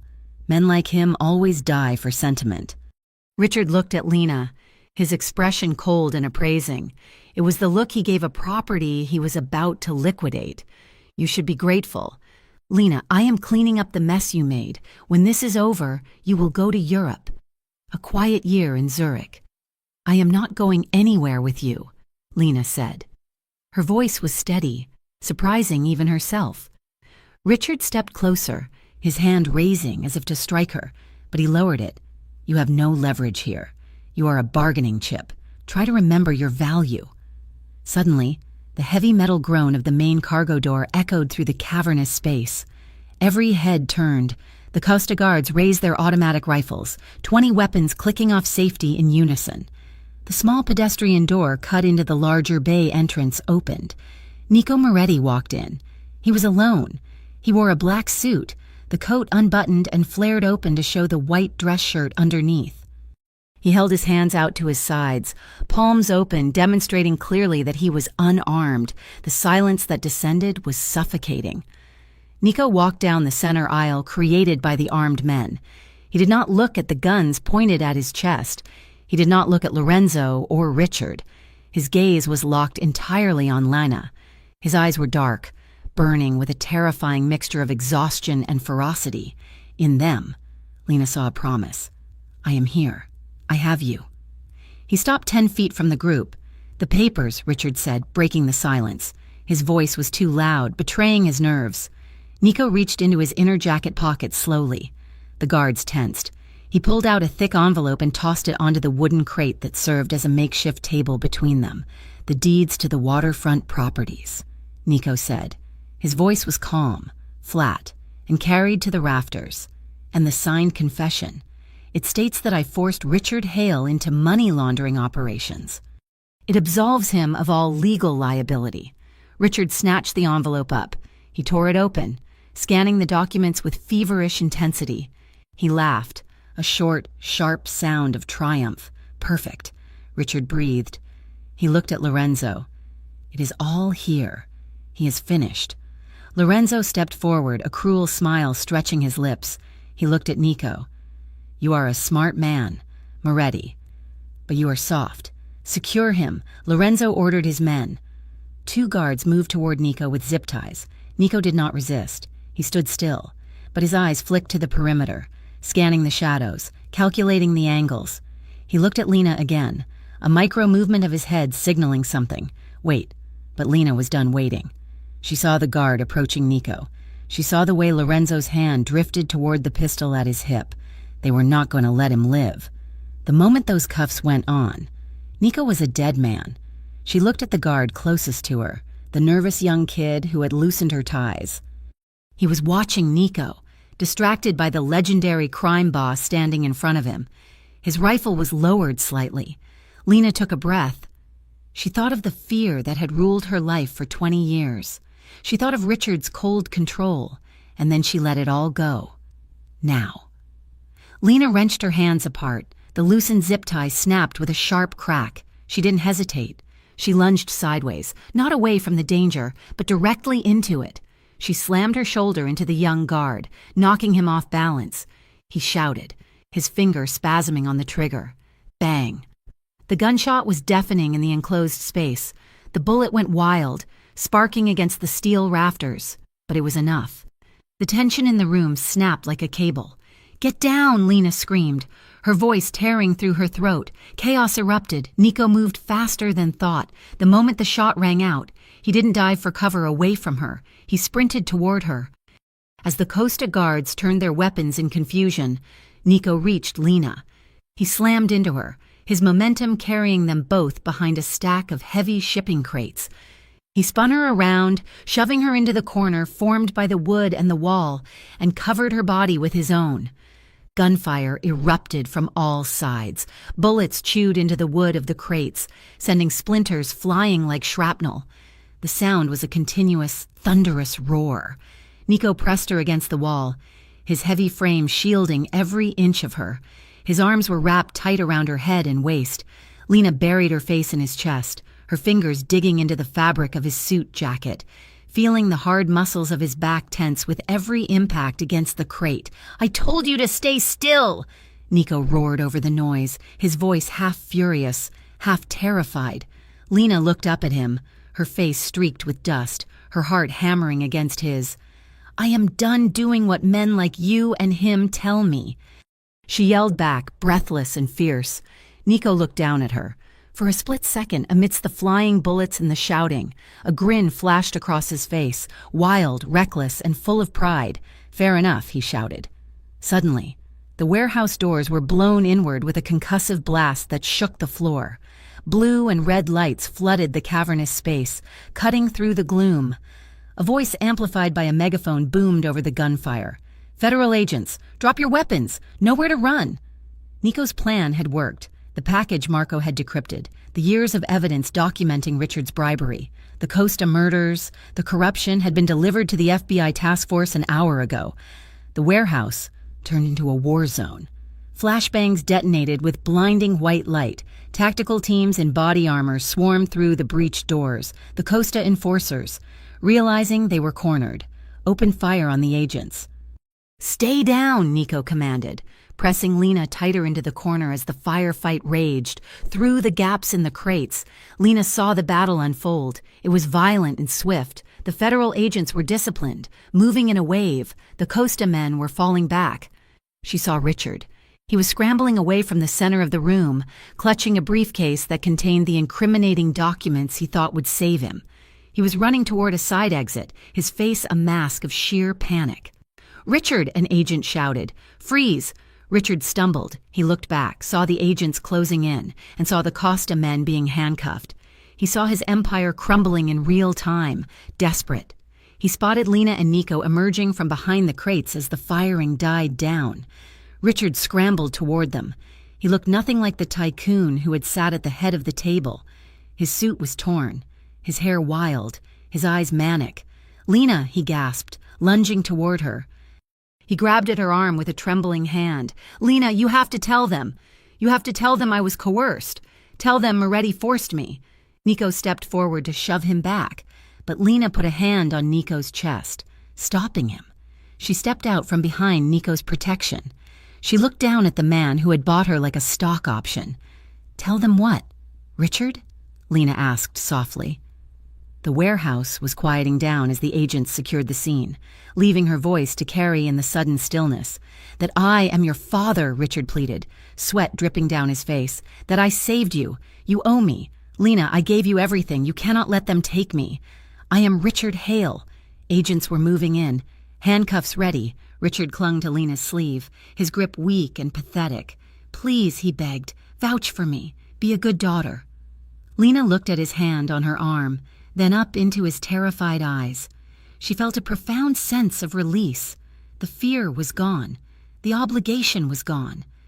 "I will not lie for you, Richard," she said, her voice clear and final. "And I am not your charity token anymore." She pulled her arm from his grip. Agents grabbed Richard, spinning him around. He began to scream as the metal cuffs clicked onto his wrists. "Ungrateful," he shouted, spit flying as they dragged him away. You are nothing without me. You are a broken little orphan. You hear me? Nothing." Lena watched him go. She didn't cry. She didn't flinch. She just watched as 20 years of control were marched out the door in federal custody. She felt a warm, heavy hand settle on her shoulder. She turned. Nico was watching her, his face streaked with grime, his eyes filled with a profound tenderness. "Are you okay?" he asked. Lena took a deep breath, inhaling the air that was finally, truly free. "Yes," she said. "I am." The aftermath was a blur of fluorescent lights and sterile rooms. They were taken to a secure federal building. The questioning went on for hours. Nico sat in the interrogation room next to hers. He faced a mountain of potential charges, but the leverage he had provided was undeniable. He had handed the government Richard Hale and the entire leadership of the Costa crime family on a silver platter. In the hallway, a federal prosecutor approached Lena. "Miss Hale," the woman said, "given the circumstances and your father's threats, we are offering you witness protection, new identity, relocation. We can have you in a safe house in Montana by morning. You would be safe from any fallout. But you would have to cut all ties, including Mr. Moretti." Lena looked through the one-way glass into the room where Nico sat. He was leaning back in his chair, looking calm, but she saw the way his eyes kept flicking to the door, waiting for news of her. "No," Lena said. "Miss Hale." The prosecutor warned, "Mr. Moretti is a complicated figure. He is cooperating, but his world is dangerous." "I know his world," Lena said. She turned to the prosecutor. "I am not going anywhere. I will testify. I will tell you everything Richard did. But I am walking out of here with Nico." And she did. 6 weeks later, the city of Graybridge looked the same, but the undercurrents had shifted. The Costa organization was dismantled, their territories fractured. Richard Hale was awaiting trial without bail, his assets frozen, his reputation in ruins. The Moretti organization was changing too. It was a slow, painful process. Nico spent his days in meetings with lawyers and accountants, aggressively shifting capital into legitimate ventures. The shipping logistics company, the construction firms, the tech startups, they were becoming the primary focus. The illegal gambling dens were shuttered. The loan sharking operations were dissolved, the debts forgiven or restructured into legal loans. He was keeping his promise. He was pulling his people out of the darkness. It was a Tuesday evening when Lena stood on the balcony of the new apartment. It was not a penthouse. It was a spacious, warm flat in a historic brownstone in the Hill District, a neighborhood that was neither the slums nor the elite enclave. It was neutral ground. It was home. The French doors were open, letting in the crisp autumn air. The city lights twinkled below, a sea of gold and amber. Lena leaned against the railing, holding a glass of wine. She felt a presence behind her, then the warmth of a body pressing against her back. Nico wrapped his arms around her waist, resting his chin on her shoulder. He sighed, a sound of deep, bone-deep contentment that she rarely heard from him. "You are thinking too loud," he murmured against her ear. "I am thinking about the board meeting tomorrow," Lena said, leaning back into him. "The expansion of the youth shelter is going to cost double what we estimated. The plumbing is a disaster. We will find the money," Nico said effortlessly. "We always do." He turned her gently in his arms so she faced him. The city light cast his face in soft relief. The bruise on his jaw had faded long ago, but the intensity in his eyes remained. Lena looked at him. "Are you happy?" she asked. "Being legitimate, boring?" Nico smiled, one of those rare, genuine smiles that reached his eyes. "I am sleeping at night," he said, "and I am coming home to you without checking the mirrors of my car for taillights." He ran his hands up her arms, resting them on her shoulders. "I used to think my fortune was the territory," Nico said softly. "The power, the ability to make people afraid. And now?" Lena asked. He leaned his forehead against hers. "Now, I know better. You are not my charity case. Lena, you never were, and you are not my possession." He pulled back slightly to look into her eyes. "You are my equal. You are my partner. You are the only family I have chosen." Lena felt tears prick her eyes, not from sadness, but from the overwhelming fullness of her heart. She raised her hand, cupping his cheek, feeling the rough warmth of him. "And you are mine?" she whispered. Nico lowered his head. He didn't ask this time. He knew. He kissed her. It was not the desperate, adrenaline-fueled kiss of the warehouse, nor the tentative first kiss in his office. It was slow. It was deep. It was the kiss of a man who had walked through fire and found water.